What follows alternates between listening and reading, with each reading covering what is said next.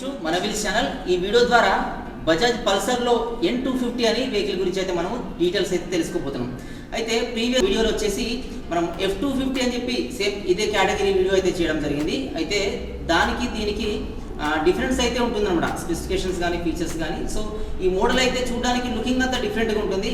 But ఈ vehicle వచ్చేసి Bajaj పల్సర్లో N250 అనమాట. సో దీనిలో స్పెసిఫికేషన్స్ ఫీచర్స్ ఏమేమి ఉంటాయని చెప్పి వీడియో ద్వారా అయితే మనం చూద్దాం ఫ్రెండ్స్. వీడియోలోకి వెళ్ళే ముందు కదా ఛానల్ ఎవరైతే సబ్స్క్రైబ్ చేసుకోండి. లేటెస్ట్ వీడియో అప్డేట్స్ కోసం బెల్ ఐకాన్ పై ట్యాప్ చేసి ఆల్ నోటిఫికేషన్స్ ఎనేబుల్ చేసుకోండి. సో ప్రెజెంట్ అయితే మనం వీడియోలోకి అయితే వెళ్ళిపోదాం ఫ్రెండ్స్.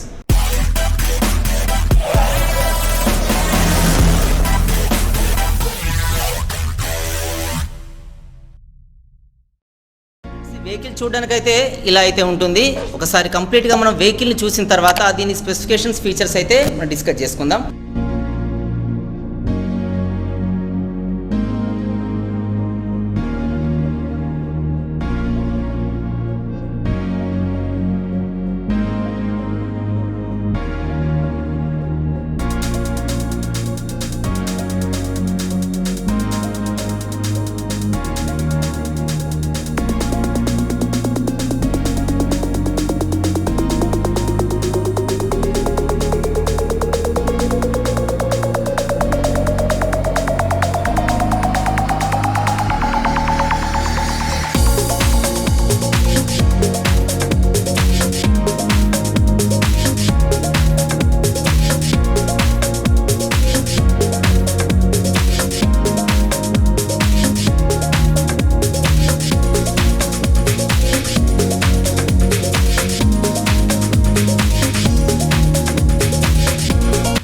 డిజైన్ పరంగా చూస్తే ఈ N250 అనేది ఇలా అయితే ఉంటుంది.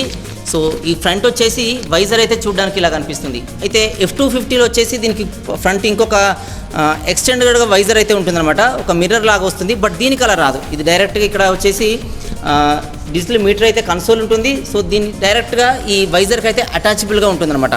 సో దీని ఫ్రంట్లో వచ్చేసి బై ఫంక్షనల్ హెడ్ ల్యాంప్ అయితే ఉంటుంది. ఇది కంప్లీట్ హెడ్ ల్యాంప్ అనమాట. ఇదే హై బీమ్ అండ్ లో బీమ్గా కూడా పనిచేస్తుందన్నమాట.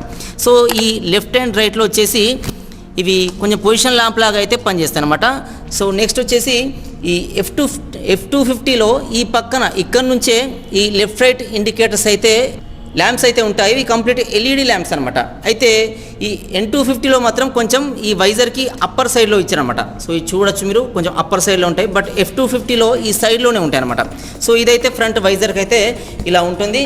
నెక్స్ట్ వచ్చేసి ఈ సైడ్లో చూస్తే ట్యాంక్ డిజైన్ అయితే ఇలా కనిపిస్తుంది. ఇది F250 మోడల్కి కంప్లీట్గా డిఫరెంట్గానే అయితే ఉంటుంది. సో F250లో ఈ కౌల్స్ మొత్తం కంప్లీట్గా దీనికి అటాచబుల్గా ఉంటాయి. సో ఈ ఫ్రంట్ వైజర్ ఏదైతే ఉంటుందో దానికి అటాచబుల్గా ఈ కౌల్స్ అయితే ఉంటాయి. బట్ దీనికి అలా ఉండదు, ఓన్లీ ట్యాంక్కి సంబంధించిన వైజర్సే ఉంటాయన్నమాట.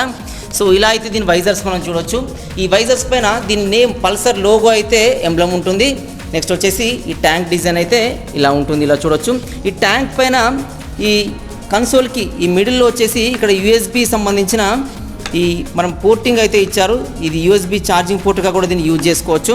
సో నెక్స్ట్ కొంచెం బ్యాక్ వచ్చి చూస్తే ఈ సీట్ అయితే ఉంటుంది, రైడర్ సీట్ ఉంటుంది. సో ఇది కంప్లీట్గా రైడర్కి కంఫర్ట్గా ఉండే విధంగా అయితే డిజైన్ చేసినట్టుగా అయితే అనిపిస్తుంది. దీంట్లో కూర్చున్నప్పుడు రైడర్ కంఫర్ట్గా డ్రైవింగ్ చేసే విధంగా అయితే దీని పొజిషన్ అయితే ఉంటుంది.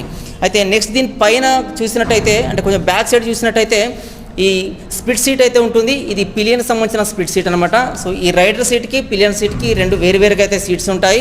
ఇది కంప్లీట్గా 2 లెవెల్ సీట్ అయితే ఉంటుందన్నమాట. అయితే ఈ పిలియన్ సీట్కి ఇక్కడ పల్సర్ లోగో అయితే మనం చూడొచ్చు.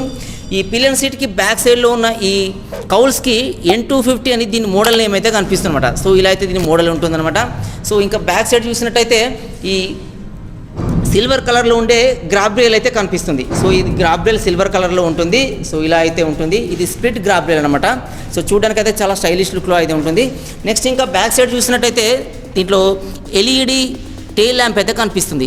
సో ఇది కొంచెం ఎగ్ షేప్ లాంటి డిజైన్ అయితే ఉంటుంది, కానీ ఇదేంటంటే కంప్లీట్గా LED ల్యాంప్స్ అయితే ఇవ్వడం జరిగిందనమాట. సో ఇలా అయితే ఉంటుంది. నెక్స్ట్ వచ్చేసి ఈ బ్యాక్ సైడ్లో ఉండే left right indicators complete LED ఇవ్వడం జరిగింది. ఇక్కడ వచ్చేసి నెంబర్ ప్లేట్ ఫిట్టింగ్ అనమాట. సో ఇలా అయితే దీని బ్యాక్ సైడ్ అయితే చూడడానికి ఉంటుంది. మనం లెఫ్ట్ సైడ్ చూసినట్టయితే దీంట్లో ఈ కౌల్స్ డిజైన్ అయితే ఇలా ఉంటుందన్నమాట. సో ఇలాంటి డిజైన్తోనైతే ఈ N250 మోడల్ అయితే రిలీజ్ అయిందనమాట. ఫ్రెండ్స్ దీనిలో ఇంజన్ గురించి చూసుకున్నట్టయితే దీనిలో 250 cc పవర్ఫుల్ ఇంజన్ అయితే ఇవ్వడం జరిగింది. ఇది వచ్చేసి లిక్విడ్ కూల్ ఇంజన్ అనమాట. సో ఈ ఇంజన్ వచ్చేసి లిక్విడ్ ద్వారా కూల్ అవుతుంది. ఇక్కడ వచ్చేసి చిన్న రేడియేటర్ అయితే ఉంటుంది. సో దీని ద్వారా ఇంజన్ కూల్ అవ్వడం అనేది మనం చూడొచ్చు. ఈ ఇంజన్ గురించి ఇది single cylinder engine 4 stroke engine అనమాట. దీంట్లో 2 వాల్వ్స్ అయితే ఉంటాయి. ఇది FIN సిస్టమ్ ద్వారా అంటే ఫ్యూయల్ ఇంజెక్షన్ సిస్టమ్ ద్వారా పనిచేస్తుంది. ఎగ్జాక్ట్లీ ఇంజన్ గురించి చూసుకున్నట్టయితే 249.07 cc గల ఇంజన్ని దీంట్లో ఇవ్వడం అయితే జరిగింది. ఇది 8750 RPM వద్ద 18 kV పవర్ని అయితే రిలీజ్ చేస్తుంది. అంటే 24.5 PS పవర్ని ఇది రిలీజ్ చేస్తుంది అనమాట. నెక్స్ట్ దీని టార్క్ చూసినట్టయితే 6500 RPM వద్ద 21.5 Nm టార్క్ని కూడా ఇది రిలీజ్ చేస్తుంది అనమాట. సో దీనిలో ట్రాన్స్మిషన్ వచ్చేసి కాన్స్టెంట్ మెష్ ట్రాన్స్మిషన్ అనేది ఉంటుందన్నమాట. సో ఇక్కడ క్లచ్ ఉంటుంది. క్లచ్ ద్వారా మనము ఇక్కడ గేర్ని చేంజ్ చేసి మనము గేర్ని అయితే ట్రాన్స్మిట్ అయితే చేయవచ్చు. ఇలా అయితే దీనిలో గేర్ పొజిషన్ ఇక్కడ గేర్ రాడ్ అయితే ఉంటుంది. ఫ్రెండ్స్ ఈ వెహికల్లో టైర్స్ గురించి చూసుకున్నట్టయితే దీంట్లో ఫ్రంట్ అండ్ రియర్ రెండు కూడా ట్యూబ్లెస్ టైర్స్ అయితే ఇవ్వడం జరిగింది. సో ఇది వచ్చేసి రేర్ టైర్, ఇది వచ్చేసి ఫ్రంట్ టైర్, రెండు కూడా మనం ట్యూబ్లెస్ టైర్సే ఈ వెహికల్లో అయితే ఇవ్వడం జరిగింది. ఈ ఫ్రంట్ టైర్ సైజ్ వచ్చేసి 100/80 సైజులో ఈ టైర్ అయితే ఉంటుందన్నమాట. సో ఈ టైర్ ట్యూబ్లెస్ టైర్ 100/80 సైజులో టైర్ ఉంటుంది. ఇది 17 inches రిమ్ అయితే దీంట్లో మనం చూడొచ్చు అనమాట. ఒకవేళ మనం బ్యాక్ సైడ్ చూసినట్టయితే ఈ బ్యాక్లో ఒక వైట్ టైర్ ఇచ్చారు. సో ఇది చూడడానికి వైడ్గా ఉంటుంది. ఇది 130/70 mm సైజులో అయితే ఈ టైర్ ఉంటుంది. ఇది కూడా 17 inches రిమ్ అయితే దీంట్లో ఉంటుందన్నమాట. సో ఇలా అయితే దీనిలో టైర్స్ ఇచ్చారు. ఈ బ్యాక్ టైర్ ఏదైతే ఉంటుందో దానికి ఇక్కడ ఒక చిన్న హగ్గర్ అయితే ఉంటుంది. సో ఇది ఈ వెహికల్కి చాలా అట్రాక్టివ్గా అయితే కనిపిస్తుంది అనమాట. నెక్స్ట్ వచ్చేసి దీంట్లో సస్పెన్షన్ చూసుకున్నట్టయితే ఈ ఫ్రంట్లో టెలిస్కోపిక్ సస్పెన్షన్స్ అయితే ఇవ్వడం జరిగింది. సో ఇది ఒక సస్పెన్షన్, ఫ్రంట్లో 2 సస్పెన్షన్స్ ఉంటాయి. ఇది టెలిస్కోపిక్ సస్పెన్షన్స్ అనమాట. సో ఫ్రంట్ టెలిస్కోపిక్ సస్పెన్షన్ ఉండడం వల్ల ఎవరైతే రైడర్ ఉంటారో వాళ్ళపైన డ్రైవ్ చేసేటప్పుడు ఎక్కువ ఎఫెక్ట్ పడకుండా అయితే ఉంటుందన్నమాట. సో ఇలా అయితే ఇది హెల్ప్ అవుతుంది.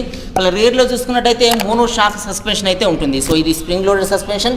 దీంట్లో మనము హైట్ అడ్జస్ట్ చేసుకోవడానికి పాయింట్స్ కూడా ఉంటాయి. ఇది కంప్లీట్ హైడ్రాలిక్ సస్పెన్షన్ అనమాట. ఇది మోనోషాక్ విత్ నైట్రాక్స్ అని దీని టెక్నాలజీ అయితే దీంట్లో ఉంటుంది. నెక్స్ట్ వచ్చేసి దీని బ్రేక్స్ గురించి చూసుకున్నట్టయితే దీనిలో రెండు కూడా డిస్క్ బ్రేక్స్ ఇవ్వడం జరిగింది. ఈ ఫ్రంట్లో మనం డిస్క్ బ్రేక్ చూడొచ్చు, రియర్లో అంటే బ్యాక్ సైడ్లో కూడా మనం డిస్క్ బ్రేక్ అయితే చూడొచ్చు. రెండు కూడా డిస్క్ బ్రేక్స్ అయితే ఉంటాయి, డ్యూయల్ డిస్క్ బ్రేక్స్ అనమాట. అయితే ఫ్రంట్ మాత్రమే ABSకి సపోర్ట్ చేస్తుంది. అంటే ఈ యాంటీ బ్రేక్ లాకింగ్ సిస్టమ్ అనేది ఓన్లీ ఫ్రంట్ బ్రేక్ మాత్రమే ఉంటుందన్నమాట. బ్యాక్ ఉన్న బ్రేక్కి అంటే రేర్లో ఉన్న బ్రేక్కి అయితే ABS సపోర్ట్ చేయదు. ఈ ఫ్రంట్ మాత్రమే సపోర్ట్ చేస్తుంది కాబట్టి దీన్ని సింగిల్ ఛానల్ ABS అని మాత్రం పిలుస్తాం అనమాట. సో ఇక్కడ ABS అని ఉంది, ఇది వచ్చేసి సింగిల్ ఛానల్ ABS అనమాట ఫ్రంట్ డిస్క్. ఈ ఫ్రంట్ డిస్క్ బ్రేక్ వచ్చేసి 300 mm డయామీటర్ అయితే ఉంటుంది. సో ఇది చూడడానికి కొంచెం పెద్దగా ఉంటుంది. అలా మనం రేర్ డిస్క్ బ్రేక్ చూసినట్టయితే రేర్లో వచ్చేసి దీని సైజు ఫ్రంట్తో కంపేర్ చేస్తే కొంచెం తక్కువగా ఉంటుంది. ఇది 230 mm డయామీటర్లో డిస్క్ బ్రేక్ అయితే ఉంటుంది. అయితే ఫ్రంట్ ఉన్న డిస్క్ బ్రేక్కి ABS ఉంటుంది, బట్ ఈ బ్యాక్లో ఉన్నదానికి ABS ఉండదు. బట్ యాంటీ స్కిడ్గా మాత్రం ఇది పనిచేస్తుంది అనమాట. ఫ్రెండ్స్ ఈ వెహికల్ డైమెన్షన్స్ కనుక చూసుకున్నట్టయితే దీంట్లో వీల్ బేస్ వచ్చేసి అంటే ఈ ఫ్రంట్ వీల్కి ఈ రేర్ వీల్కి మధ్యలో ఉన్న గ్యాప్ని అయితే మనం వీల్ బేస్ అని పిలుస్తాము. సో ఈ వీల్ బేస్ వచ్చేసి 1351 mm వీల్ బేస్ అయితే ఉంటుందన్నమాట. సో ఈ వీల్ బేస్ ఎంత ఎక్కువ ఉంటే మన రోడ్ గ్రిప్ మనకు అంతగా ఎక్కువ ఉంటుంది. నెక్స్ట్ వచ్చేసి ఈ సీట్ హైట్ కింది నుంచి సీట్ హైట్ వచ్చేసి 795 mm దీని సీట్ హైట్ అయితే ఇచ్చారు. నెక్స్ట్ ఈ ఇంజన్ నుంచి ఈ బాటం వరకు ఈ గ్యాప్ను వచ్చేసి గ్రౌండ్ క్లియరెన్స్ అని పిలుస్తాం కదా, ఇది 165 mm గ్రౌండ్ క్లియరెన్స్ అయితే దీనిలో ఇవ్వడం జరిగింది. సో ఈ గ్రౌండ్ క్లియరెన్స్ ఎంత ఎక్కువ ఉంటే మనకి కింద ఈ స్పీడ్ బ్రేకర్స్ కానీ ఆఫ్ రోడ్లో ఏమైనా ఉంటే మనకి ఇంజన్కి టచ్ కాకుండా అయితే ఉంటాయన్నమాట.